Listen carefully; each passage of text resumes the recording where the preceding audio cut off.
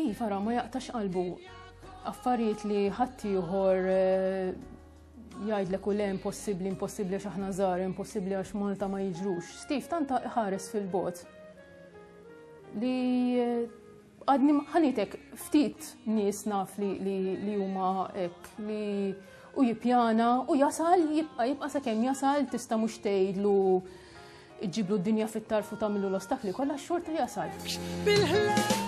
Huwa wkoll il-promotur tal-kantawtur Walter Micallef. Il-persuna l-iktar li imbuttatni kienet Steve Borch. Ma' Walter, Steve ipproduċa żewġ album, Jinxej fl-2003 u 50 fl-2007. Steve, bħalissa huwa l-manager tiegħi. Il-manager fis-sens li l-persuna li ħaħsib li nipproduċu żewġ albums flimkien, il-wieħed li imbuttani li saħaq warajja biex il-kanzunetti tiegħi nippubblikhom u jkunu iktar aċċessibbli għan-nies. Jirrakkonta kif sar jaf lil Steve Borch. Konna iltqajna darba Trevor Zara niftakar, kellna barbecue u kien sema l-kanzunetti għalli inti daw il-kanzunetti ħriġthom xi kien għatlu le. Għalli mrejja naraw kif nagħmlu. U minn dakinhar bdiet ħbiberija u flimkien għamilna daw iż-żewġ album. Apart il-mużika hemm ukoll l-ambjent. Għal Steve dawn mhumiex żewġ affarijiet, iżda ħaġa waħda. Kif jirrakkonta l-kantawtur Malti Walter Micallef. Aħna tnejn favur l-ambjent, ambjentalisti kbar. Jien nobot nara pajjiżi jinqered bil-bini kif qed jinqered.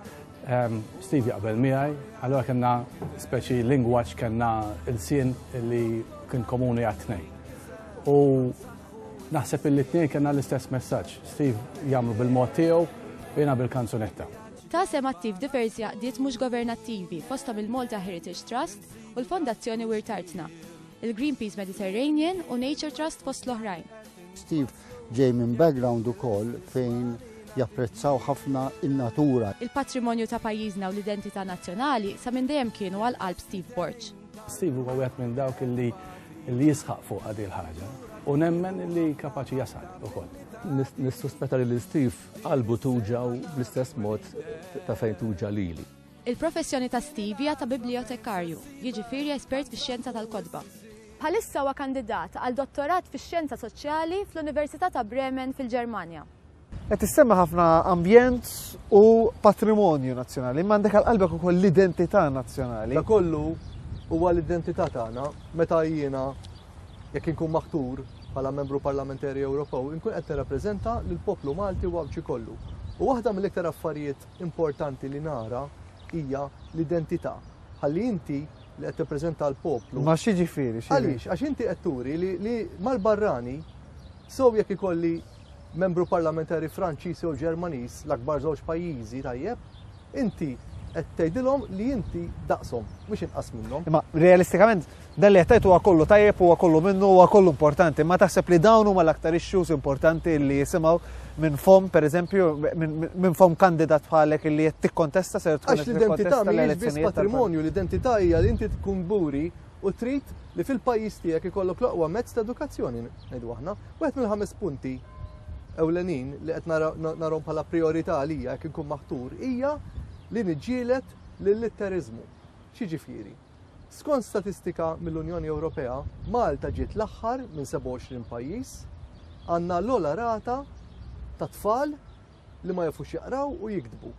Mela allura dawn it-tfal meta ħajmorru fuq il-post tax-xogħol fi ftit snin oħra mhux ħajkunu impjegabbli. ċoe ħajkonna problema akbar ta' mobilità ta' xogħol. Ħajkollok il-barranin li jistgħu jiġu għaw u jieħdulhom xogħol. Mek pereżempju tissemmi l-edukazzjoni għaliex dawn huwa kollu xjuż importanti l-edukazzjoni, ma jekk inti tixtieq tmexxi l qudiem din l-aġenda pereżempju tal-edukazzjoni għaliex ma kontestajtx l-elezzjoni nazzjonali, għaliex propju l-elezzjoni tal-Parlament Ewropew. Għaliex il-Parlament Ewropew inti għandek pajjiżi fit-tramuntana tal-Ewropa bħal ngħidu aħna l-Iżvezja u l-Finlandja li għandhom track record fl-edukazzjoni ta' 100% ta' żgħażagħ li jafu jaqraw u jiktbu. Għall-argument qed ngħidlek. Allura inti ma tistax toqgħod tivvinta r-rota inti, imma trid toħloq patt, trid toħloq anki ħoloq ma' dawn in-nies li dawn in-nies anki li jixprunawni fil-Parlament Ewropew biex naraw li ma' mekkaniżmu ħantejbu ta' Malta. Tinsiex li inti għandek anki fondi mill-Unjoni Ewropea bħal fondi ta' koeżjoni. Fi żmien kellek il-Fond Soċjali Ewropew. Tajjeb, dejjem tittara li bħala membru parlamentari Ewropew mhux biss inti tkun qiegħed hemm biex tuħu vot u tuħu pożizzjoni fuq dak li qed jipproponi il-Parlament, imma anki biex tidentifika ejjun ta' fondi jew tajnuna teknika li tista' tolli l-livell ta' pajjiżek. Ma tistax tibqa' bbażat biss Malta.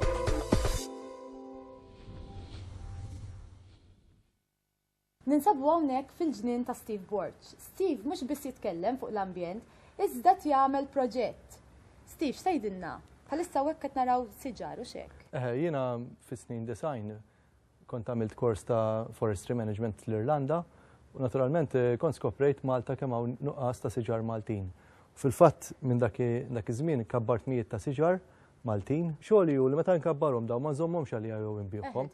Però nagħtihom b'xejn lill-laqdiet ambjentali fosthom ngħidu aħna Fondazzjoni Natura, tajthom mijiet ta' siġar, mijiet kbar u dawn ħafna minnhom tħawlu f'riservi naturali fosthom xrop Laġin lejn Marsa Xlok, kif ukoll ir-riserva ta' Witolli għali qiegħda bejn il-Gżira, l-Imsida u San Ġwan.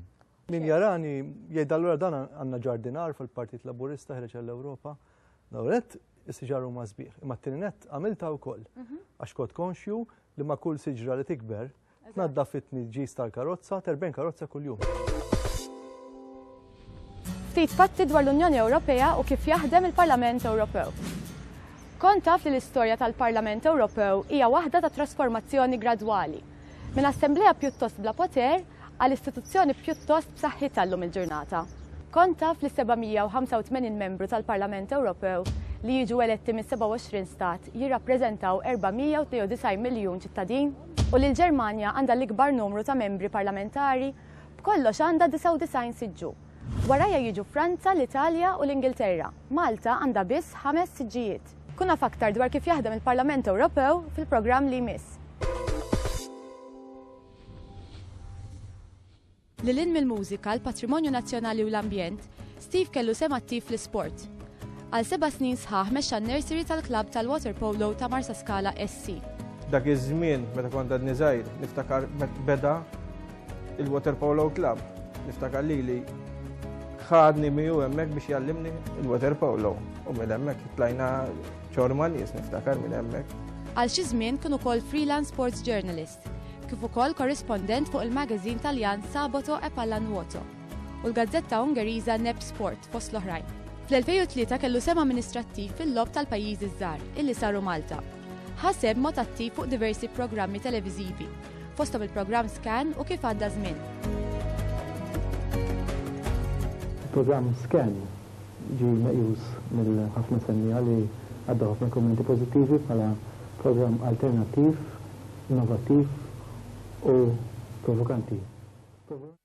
Insieħessa lil Steve Borch. Din hija l-ewwel darba li Steve Borch ser ikun qed jikkontesta l-elezzjonijiet tal-Parlament Ewropew mal-Partit Laburista. Għal dawn l-elezzjonijiet għażel is-slogan ta' 30 sena proattiv għal pajjiżna, il-ħidma tkompli fl-Ewropa.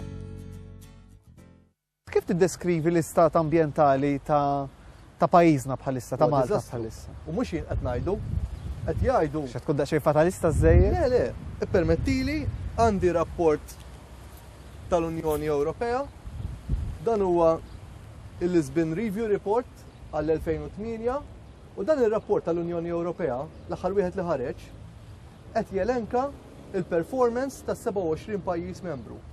U meta inti titkellem fuq il-performance ta' Malta f'dak li huwa żvilupp sostenibbli, ċoe li jirrigwardja l-ambjent, li l-pajjiżna issibu ankrat fis-26 post qabel il-Bulgarija, ta' qabel tal-aħħar. F'dak li hu Sustainable Development, li waħda mill-qofol tagħhom hija li jkollok sistema ta' trasport tajjeb u li jkollok żvilupp kontrollat u ħarsien tal-assi naturali tal-pajjiż b'mod serju.